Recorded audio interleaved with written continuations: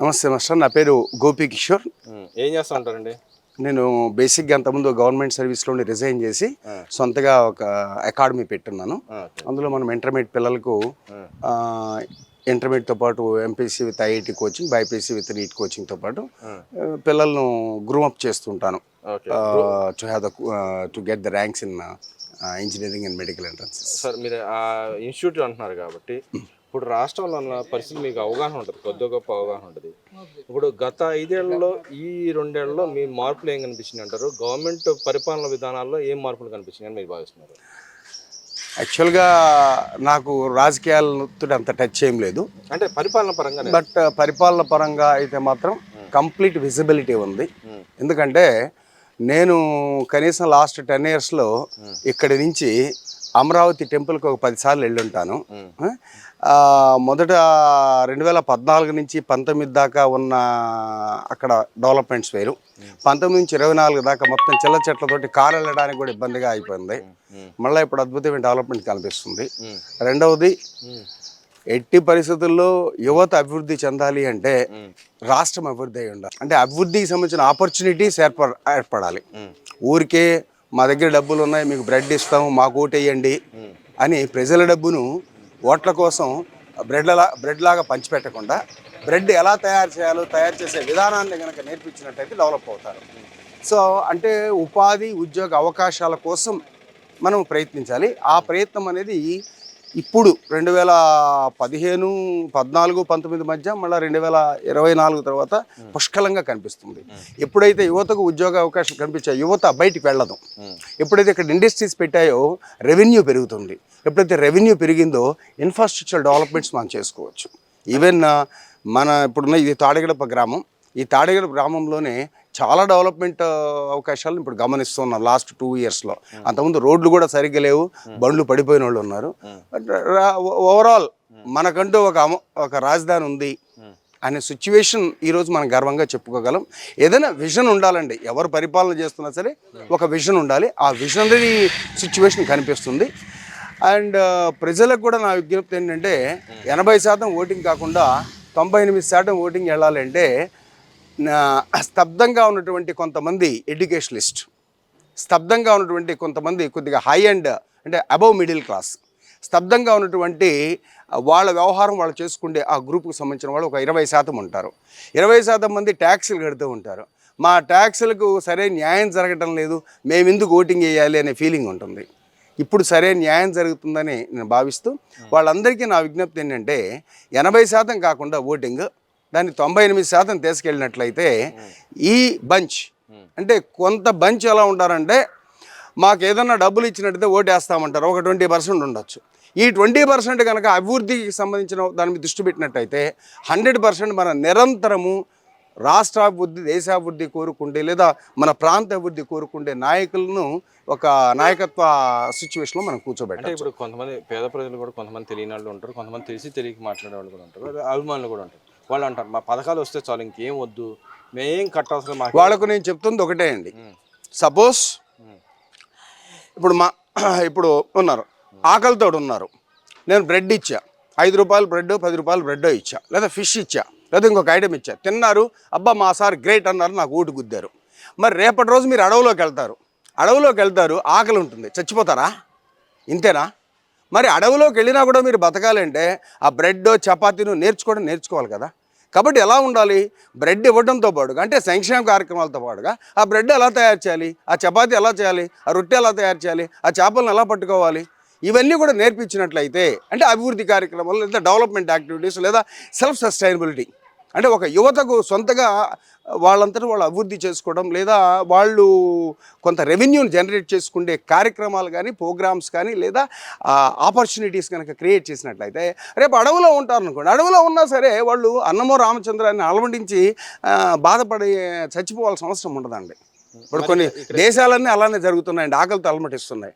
నేర్చుకుంటే అవకాశాన్ని కల్పించాలంటే నేర్చుకుంటే ఆపర్చునిటీస్, డిఫరెంట్ కంపెనీస్ను మనము ఇన్వైట్ చేయాలి, వాళ్ళకి ఇన్ఫ్రాస్ట్రక్చర్ డెవలప్మెంట్స్ ఇచ్చి మా యువతకు ఆపర్చునిటీస్ ఇవ్వండి, మా యువతకు నైపుణ్యాభివృద్ధి కార్యక్రమాలను చేయండి. నైపుణ్యాభివృద్ధి కార్యక్రమాలు ప్రైవేట్ ఫీల్డ్లో చేస్తున్నారు, పబ్లిక్ ఫీల్డ్లో చేస్తున్నారు, గవర్నమెంట్ చేస్తుంది. ఆ నైపుణ్యాన్ని ఉపయోగించుకొని డిఫరెంట్ కంపెనీస్ ఉన్నప్పుడే కదా వాళ్ళు ఇక్కడ పనిచేసేది. అంటే గతంలో అలాంటి దానికి స్కామ్ చేశారని చెప్పి చంద్రబాబు నాయుడు గారిని అరెస్ట్ చేసిన పరిస్థితి, నిజంగానే అలాంటి అవకాశం ఉంటుంది అంటారా ఆ స్కిల్ డెవలప్మెంట్ చేసిన దాంట్లో? సార్ మంచి question. I'm international trainer, train from JCI University, USA. Okay. And I had given more than 1,000 training programs and motivational sir అలాంటివి జరిగే ఆస్కారమే ఉండదు సార్ అక్కడ. సపోజ్ నాకు నన్ను పిలుస్తారు అనుకోండి, నాకు ఇవ్వాల్సిన రెమ్యునరేషన్ స్కిల్ డెవలప్మెంట్ ట్రైనర్గా ఇదిగోండి సార్, మా MLAస్కో పలానా యూత్కో పలానా దాని మీద స్కిల్ డెవలప్మెంట్ చేయండి అన్నప్పుడు మేము ఆ స్కిల్ డెవలప్మెంట్కి 3 days 4 days ప్రోగ్రామ్ ఒక డిజైన్ చేసినప్పుడు యాజ్ ఎ డిజైనర్గా మా కింద కొంత నలుగురు ఉంటారు, మేమంతా ఒక టీం వర్క్ చేస్తాం కాబట్టి అది క్లియర్గా పేపర్ మీద ఉంటుందండి, దానికి అగ్రిమెంట్ ఉంటుంది, దానికి ఓపెన్గా ఉంటుంది తప్ప చేతి కింద ఉండే వ్యవహారాలు గవర్నమెంట్లో ఆ విషయంలో అయితే జరిగే అవకాశం అయితే ఉంటుందని నేను అనుకోవటం. దానివల్ల అసలు ఉపయోగం ఉందంటారా ఆ స్కిల్ డెవలప్మెంట్ ప్రోగ్రామ్ అనేది తీసుకురావడం తప్పు? 100కు 1000% ఉపయోగం అండి. ఎందుకంటే ఇప్పుడు నాకు పలానా నాకు చపాతీ చేయడం తెలియదంటే చపాతీ చేసుకుని అమ్మితే నాకు 10 రూపాయలు వస్తాయనుకుంటే చపాతీ చేయడం అనే స్కిల్ అని నాకు నేర్పించాలి కదండి, లేదా వడ్రంగి పని చేయడం నాకు నేర్పించాలి కదండి, లేదా ఎలక్ట్రిక్ పని నాకు నేర్పించాలి కదండి, లేదా సెల్ ఫోన్ రిపేరింగ్ నేర్పించాలి కదండి, ఏదైనా సరే any skill. So for example నాకు ఫ్లయర్ మేకింగ్ రాదండి, క్యాన్వా ఎట్లా ఉపయోగించాలి, లేదా డిఫరెంట్ టూల్స్ ఎలా ఉపయోగించాలి, ఆర్టిఫిషియల్ ఇంటెలిజెన్స్ యాప్ని ఎట్లా ఉపయోగించుకోవాలి, అది ఎవరన్నా ఒక గంట నాకు నేర్పించాను అనుకోండి, నేను ఎవరన్నా చిన్న యాప్ తయారు చేయమంటే చేసేస్తాను, 100 రూపాయలు 200 తీసుకుంటాను కదండి. స్కిల్ నేర్పించడం అనేది మస్ట్ అండి. మరి ఇక్కడ గూగుల్ డేటా సెంటర్ విషయంలో మీరు ఏం భావిస్తున్నారు? అసలు ఎవరు తెచ్చారంటారు? దానివల్ల ఉపయోగం ఏంటంటారు? అసలు దీని విషయం ప్రత్యేకంగా చెప్పాల్సింది ఏం లేదండి. ఈర్షా దేశం వాళ్ళు ఏమైనా మాట్లాడచ్చు, కానీ నేను చెప్పే మాట కాదు.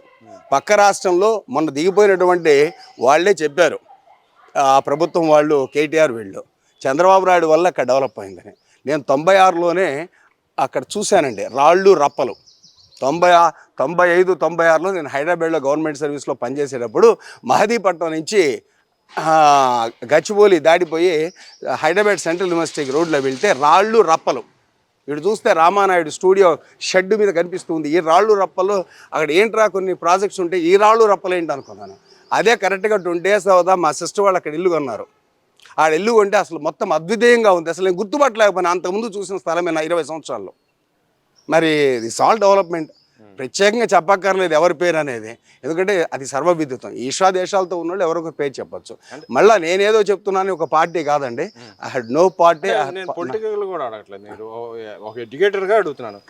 ఇప్పుడు ఎడ్యుకేటర్గా ఇప్పుడు మన రాష్ట్రానికి ఆపర్చునిటీస్, దేశానికి కానీ ఆపర్చునిటీస్ ఎలాంటి గవర్నమెంట్లు తీసుకొస్తున్నాయని మీరు భావిస్తున్నారు? రాష్ట్రానికి కానీ దేశానికి కానీ అసలు ఎలాంటి ఆపర్చునిటీ? ఇప్పుడు చంద్రబాబు నాయుడు గారు ఉన్నారు, ఆయన ఏదో అంటున్నాడు, క్వాంటమ్ అంటున్నాడు, రకరకాల పేర్లు చెప్తున్నారు. అది ఎవరికి తెలియదు. మాలాంటి మీలాంటి వాళ్ళు కూడా మీకు కొంత అవగాహన, మాకు అవగాహన లేదు, కొంత అవగాహన ఉండొచ్చు కానీ కొంత అవగాహన లేదు. అలాంటి తీసుకురావడం వల్ల ఉపయోగం ఏంటంటారు? అసలు ఆయన చెప్తాను, చంద్రబాబు నాయుడు గారు చెప్తున్నారు. అవునండి, మొన్న ఇక్కడ 20 సంవత్సరాల క్రితం అటు చూడండి, 20 సంవత్సరాల క్రితం 15 సంవత్సరాల క్రితం ఇక్కడ అపార్ట్మెంట్ కట్టినప్పుడు ఒక వ్యక్తి దాంట్లో ఉన్నారు. అతను ఈ చిన్న మొక్కలు నాటితే, ఎందుకంటే మొక్కలు నాటుతాడు, మనం ఉంటామా పాడా సార్, ఇక్కడ రెంట్కుంటున్నాం కదా అన్నారు. ఈ రోజు ఆ చెట్టు కింద మా ఇన్స్టిట్యూట్కి వచ్చినటువంటి పేరెంట్స్ రోజు కూర్చుంటారు, బల్లే ఇచ్చారు. సో 20 సంవత్సరాల క్రితం ఇంత బాగా చల్లదనం ఉంటుందని ఆ రోజు అనుకోలేదండి. ఆ రోజు నాటేటప్పుడు ఒకళ్ళిద్దరు ఎక్కిరిచ్చారు కూడా, ఏం సార్ రోజు పొద్దున్నే నీళ్లు పోస్తారు, రోజు పొద్దున్నే నీళ్లు పోస్తారు. మరి ఆ నీళ్లు పోసారు, అతను తర్వాత కొన్ని రోజుల తర్వాత రాజమండ్రి వెళ్ళిపోయినారు. మరి ఈరోజు అనిపిస్తున్నాం కదండి. కాబట్టి మనకు అర్థం కాని కొంతమందికి అర్థమవుతూ ఉంటాయండి. అన్నీ మనకు తెలియాలని లేదండి. ఫిజిక్స్లో నాకు కొన్ని విషయాలు తెలుసు, మీకు కొన్ని విషయాలు తెలుసు, మరి నాకు తెలిసిన విషయాలు మీకు తెలియాలని లేదు. నేను ఒకటి డెవలప్ చేసేటప్పుడు, ఇంకేదో విజన్తో చేసేటప్పుడు మీకు ఆ విజన్కి అందకపోతే నన్ను అమాయకుడు అనుకుంటానో లేకపోతే అనవసరం పని చేస్తున్నాను అనుకుంటే అది మీ అజ్ఞానం అవుతుంది. ఎట్లా అవుతుంది? అది ప్రజల అజ్ఞానం అండి. ఎవరైనా ఒక పని చేస్తున్నారంటే దాని ఫ్రూట్స్ వెంటనే రావండి, కొన్ని రోజులు అయిన తర్వాత వస్తుంది. ఆ విజనరీ లీడర్ అనే వ్యక్తి ఎక్కడైనా అవసరం అండి. ఇక్కడే కాదు, ఒక తండ్రికి కూడా విజన్ అవసరం. పిల్లల్ని ఎలా పెంచాలంటే ఒక అపార్ట్మెంట్ కట్టే వాళ్ళకి విజన్ అవసరం. రేపు ఇక్కడ ఎలా డెవలప్మెంట్ అవుతుంది, మరి రాష్ట్రాన్ని పలిపించే వాళ్ళకి ఎంత విజన్ ఉండాలండి? ఆ విజన్ తోటి వాళ్ళు చేసేటప్పుడు మనకు తెలియని సబ్జెక్ట్లో, సపోజ్ నాకు ఏదైనా మ్యాథమెటిక్స్ తెలియదు అనుకుందాం, లేదా ఇంజనీరింగ్ ఫీల్డ్ తెలియదు అనుకుందాం, దానిలో ఎవరన్నా ఏదన్నా చేస్తున్నప్పుడు వాళ్ళ ఆలోచన ఉంది అని మనం అనుకోవాలి తప్ప నాకు తెలియదు కాబట్టి అది అనవసర పని అనుకుంటే అది అజ్ఞానం అవుతుంది నా ఉద్దేశం. ఇప్పుడు ఈ గవర్నమెంట్ పాలసీ పరంగా మీరు ఎలా చూస్తున్నారు? పాలసీలు పాలసీలు అనౌన్స్ చేస్తా ఉన్నారు, రకరకాల పాలసీలు అనౌన్స్ చేస్తా ఉన్నారు. ఇండస్ట్రీస్ రావాలంటే ఏదైనా ఇన్సెంటివ్స్ లాంటివి ఇవ్వాలని గతంలో ప్రత్యేక హోదా అన్నారు, ప్రత్యేక హోదా పోయింది. ఇప్పుడు ఇన్సెంటివ్స్ కోసం గవర్నమెంట్ ఇనిషియేటివ్ తీసుకొని చేస్తూ ఉంది. అది కూడా ఇవ్వకూడదని మన శైలిలో వ్యవహార శైలిని ఎలా చూడొచ్చుంటారు అపోజిషన్ పార్టీ వ్యవహార శైలిని? సార్, ఇవాళ కోర్టులు కూడా పక్కన 100% రాంగ్ నా ఉద్దేశంలో. 100% ఇది ప్రభుత్వం కాదండి, ఏ ప్రభుత్వం అయినా. ఫర్ ఎగ్జాంపుల్, నేను ఏదన్నా చేయాలి అనుకుంటే ఇన్సెంటివ్స్ ఇస్తే వస్తాయి. ఇప్పుడు నేను జూనియర్ ఛాంబర్ ఇంటర్నేషనల్ ఆర్గనైజేషన్లో ఒక హోదాలో ఉన్నాను. మేము గ్రోత్ డెవలప్మెంట్ ఒకటి పెట్టుకుంటాం. గ్రోత్ డెవలప్మెంట్ పెట్టుకుంటే 100 మెంబర్స్ ఇచ్చినట్టయితే ఒక టీషర్ట్ ఫ్రీగా ఇస్తాం, లేదా 100 మెంబర్స్ 1000 మెంబర్స్ ఇచ్చినట్టయితే మేము గోల్డ్ కాయిన్ ఫ్రీగా ఇస్తాం. ప్రతి ఆర్గనైజేషన్ అనౌన్స్ చేస్తుంటుంది. మరి ఏమీ లేకుండా లక్షల కోట్లు, వేల కోట్లు పెట్టుబడి పెట్టడానికి ఎవరు వస్తారు? వేల కోట్లు పెట్టుబడి పెడితే కానీ ఉద్యోగాలు రావు.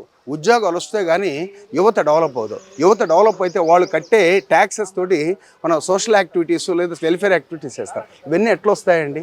ఎవరైనా సరే వచ్చి పని చేయాలి అంటే వాళ్ళకి కొంత ఇన్సెంటివ్ ఇవ్వాలి. పక్క రాష్ట్రం ఇచ్చేదానికంటే, ఆ పక్కన మనకు చాలా రాష్ట్రాలు, అటు కర్ణాటక ఉంది, ఇటు తెలంగాణ ఉంది, దాన్ని ఆనుకొని తమిళనాడు ఉంది, ఇటు ఒరిస్సా, ఇలా ఉన్నాయి, డిఫరెంట్ రాష్ట్రం తీసుకుంటుంది. ఈ రాష్ట్రాల కంటే అన్నిటికంటే కూడా మనం 1% ఇన్సెంటివ్ ఎక్కువ ఇవ్వాలి. ఆ ఇన్సెంటివ్ ఎలా ఇవ్వచ్చు? For example, I like it very much. మనకు ఎడ్యుకేషన్ ఫీల్డ్లో విట్ వచ్చింది, ఎస్ఆర్ఎం వచ్చింది, అమృత వచ్చింది, ఇంజనీరింగ్ కాలేజెస్.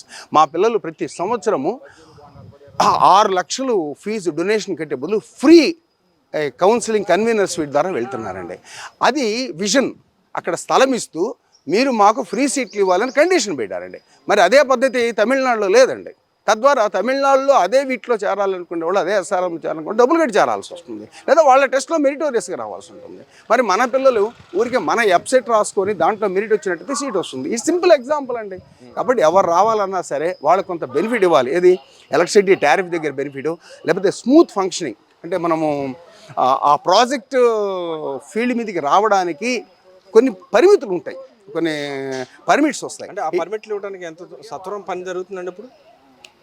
సార్, అవంతా డీప్గా నాకు తెలియదు, కానీ జరుగుతుందని అనుకుంటున్నాను. ఎందుకంటే నాకు ఆ విషయాలు పేపర్ కూడా పెద్ద చదవను, బట్ నేనైతే అనుకుంటున్నాను సవ్యంగానే జరుగుతుంది. ఇప్పుడు అమరావతి విషయానికి వస్తే, అమరావతి విషయం, మీరు అమరావతి రాజధాని కావాలంటున్నారు కాబట్టి అమరావతి విషయానికి వస్తే ఆడ కడితే డబ్బులు ఎక్కువైపోతాయి, అంత అవసరం లేదని మాట్లాడుతూ ఉన్నారు.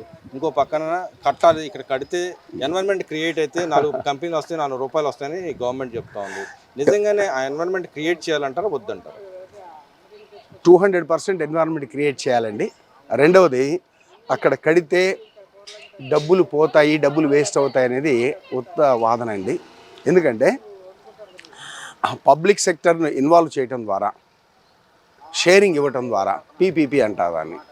ఇప్పుడు ఈవెన్ ఇప్పుడు 20 సంవత్సరాలుగా మనం రోడ్లు చూస్తున్నామండి, అద్వితీయమైన రోడ్లు. 96 తర్వాత అక్కడ కేంద్రంలో ప్రభుత్వం మారిన తర్వాత రోడ్లు అవన్నీ కూడా, మొదట ఆ రోడ్లు ఇంత డెవలప్ అవుతాయని ఈరోజు మనం అనుకోలేదు.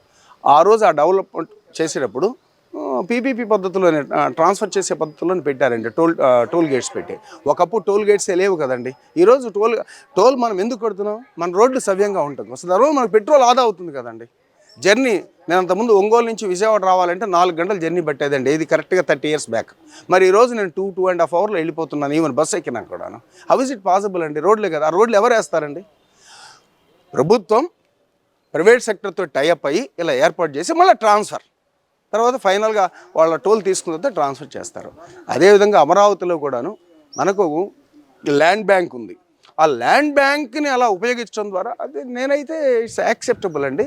ఒక విజన్ ఉన్న ఎవరైనా సరే దాన్ని యాక్సెప్ట్ చేస్తారు. అంటే అక్కడ హైదరాబాద్తో గ్రోత్ అవుతుంది అంటారు ఈ 20 ఏళ్ళు కానీ 10 ఏళ్ళు కానీ, ఎన్ని రోజులు అవుతుందని మీరు భావిస్తున్నారు? అది నేను ప్రిడిక్ట్ చేయలేనండి. ఆయన ప్రభుత్వం విజనరీ ప్రభుత్వం కనుక ఒక 15 సంవత్సరాలు మినిమం ఉంటే, అసలు మొన్న 5 సంవత్సరాలు కూడా ఉంటే బాగుండేది, ఇంకొక 15 సంవత్సరాలు ఉంటాయి. ఆంధ్రప్రదేశ్ ప్రజలందరికీ నా విజ్ఞప్తి, మీరు నిజంగా తలెత్తుకు తిరగాలి అంటే ఆంధ్రప్రదేశ్లో నెక్స్ట్ జనరేషన్ తలెత్తుకు తిరగాలి అంటే ఖచ్చితంగా విజనరీ ప్రభుత్వాన్ని ఏర్పరచుకోవాలి. ప్రలోభాలకు లోబడి కనుక దెబ్బతింటే ఇదిగో అమరావతి రైతులు తినడానికి తిండి లేకుండా అల్లాడాలండి 5 సంవత్సరాలు, అలా అయిపోతుంది. ఇది నేను మళ్ళా చెప్తున్నానండి, I'm not related to any political party, I'm N educationalist. But future బాగుండాలంటే ఆ విజన్ ఉండాలి, కొంత ఖర్చు పెట్టాలి, ఫ్యాక్టరీస్ని ఇన్వైట్ చేయాలి. వాళ్ళు రావాలి అంటే మనం కొన్ని ఇన్సెంటివ్స్ ఇవ్వాలి, వాళ్ళకి కొన్ని వసతులు ఏర్పరచాలి, వాళ్ళ పర్మిట్స్ను సులభతరంలో వచ్చేటట్టుగా చేయాలి. వీటన్నిటికీ టెక్నాలజీ కూడా వాడుకోవాలండి. ఆ టెక్నాలజీ ఎప్పుడైతే వాడతామో అన్నీ సులభతరం అవుతాయి. ఆ టెక్నాలజీని నెక్స్ట్ యూత్కి అలవాటు చేయాలి. ఇవన్నీ కూడా ఇప్పుడు జరుగుతున్న కార్యక్రమాలే. ఏ లీడర్ అయితే అవన్నీ జరిగేటట్టు చేస్తారో ఆ లీడర్ని ఎన్నుకున్నట్టయితే that will be more convenient.